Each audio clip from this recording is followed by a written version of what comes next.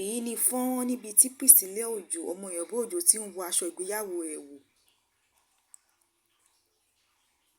Ẹ wo bí aṣọ náà ṣe rẹwà lára rẹ̀. Gbajúgbajà télọ̀ àgbáyé ni Vicky James ló rán aṣọ náà fún ìyàwó tí gbogbo àwọn èèyàn sì kọ sára sí pé ó ṣe iṣẹ́ náà dáadáa. Ẹ wo bí Priscilla Òjó ṣe rẹwà nínú aṣọ ìgbéyàwó náà. Priscilla Òjó àtọkọ rẹ̀ rèé Juma. Ìfẹ́ yín á dalẹ̀ lágbára Elédùà.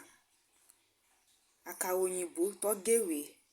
Ẹ wo bó ṣe rẹwà lọ́pọ̀lọpọ̀. Ajé kú kalẹ̀. Ẹ wo àkàrà òyìnbó náà.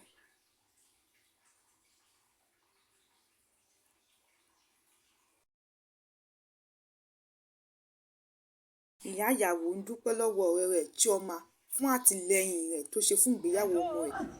Ẹ gbọ́ ohun tó sọ. Juma, come, I need information.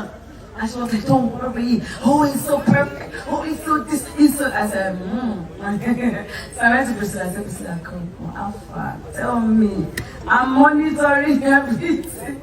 But Juma was so positive from the beginning to the end. I want to say thank you so much. A lot of people don't know that you paid for the hall for the engagement. Yes. Yeah, she said, please give me this to do. And I thank you. And àwọn òyìnbó níbi tó ti ń ṣàjọyọ̀ fún ìgbéyàwó Priscilla Òjó àti Juma.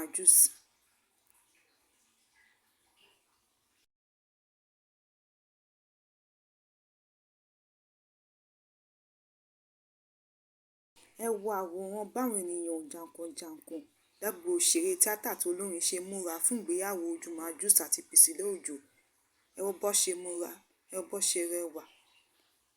Àwa gbà ládùúrà fún Priscilla Òjó àti ọkọ ẹ̀ pé ìgbéyàwó wọn àti ìfẹ́ wọn á dalẹ̀ lágbára Elédùà.